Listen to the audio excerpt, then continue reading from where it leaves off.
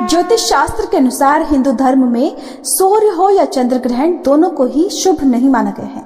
ग्रहण के समय सभी तरह के मांगलिक या शुभ कार्यों को करने की मनाही होती है। अभी हाल ही में साल का आखिरी चंद्र ग्रहण लगा था। साल 2024 में इस बार कुल 4 ग्रहण थे, जिनमें से 3 ग्रहण लग चुके हैं और चौथा जो कि एक सूर्य ग्रहण होगा अब जल्दी ही लगने वाला है। सूर्य ग्रहण का जो सूतक काल है वो 12 घंटे पहले शुरू हो जाता है और मान्यताओं के अनुसार सूतक काल के समय पृथ्वी का वातावरण दूषित होता है। सूतक के अशुभ दोषों से बचने के लिए कुछ जरूरी सावधानी बरतनी चाहिए। तो चलिए आपको बताते हैं साल 2024 का आखिरी सूर्य ग्रहण कब लगने जा रहा है और इस ग्रहण का सूतक मान्य होगा या नहीं होगा। दुनिया के किन किन हिस्सों में यह ग्रहण दिखाई देगा। साल का आखिरी सूर्य ग्रहण इस बार शारदीय नवरात्रि से ठीक पहले यानी पितृपक्ष की समाप्ति वाले दिन, जिस दिन सर्वपितृ अमावस्या है, इस दिन लगने जा रहा है। 2 अक्टूबर बुधवार के दिन यह सूर्य ग्रहण लगेगा और भारतीय समय अनुसार यह सूर्य ग्रहण 2 अक्टूबर को रात 9:47 से शुरू होगा। सूर्य ग्रहण की समाप्ति होगी 3 अक्टूबर को तड़के सुबह 3:17 पर।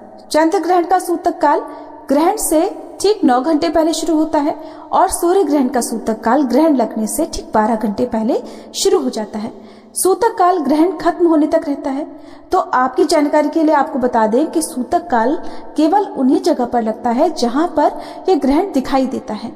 2 अक्टूबर को लगने वाला जो सूर्य ग्रहण है ये वलयाकार सूर्य ग्रहण होगा, जो कि रिंग ऑफ फायर के रूप में आसमान में दिखाई देगा और ये ग्रहण क्योंकि भारतीय समय अनुसार रात के समय में लगेगा, यानी कि जिस समय ये ग्रहण प्रारंभ हो रहा होगा और समाप्त होगा उस समय हमारे देश में रात का समय होगा और इस समय विदेशों में दिन का समय होगा। तो जहां पर दिन के समय में सूर्य ग्रहण दिखाई दे रहा हो वहीं पर यह ग्रहण मान्य होता है।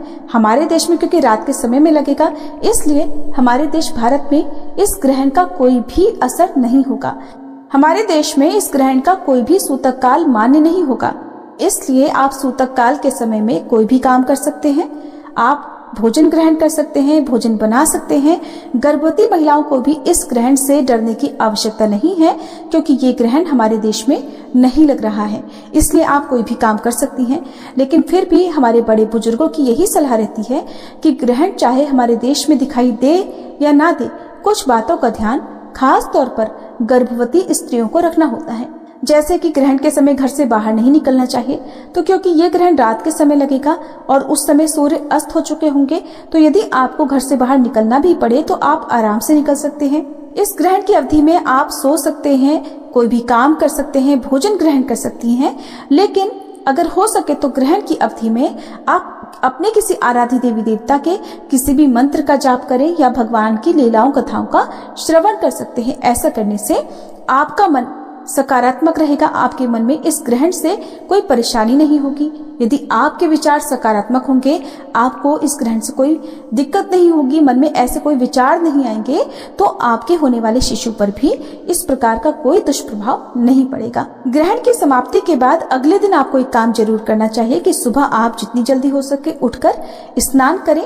स्नान उन्हीं वस्त्रों से करें जो वस्त्र आपने रात के समय पहने हुए हैं। पूरे वस्त्रों को पहनकर आप स्नान करें और उसके बाद आप पूजा करें, सूर्य देवता को जल चढ़ाएं और अपनी सामर्थ्य के अनुसार गरीबों को, निर्धन व्यक्तियों को कुछ दान दें।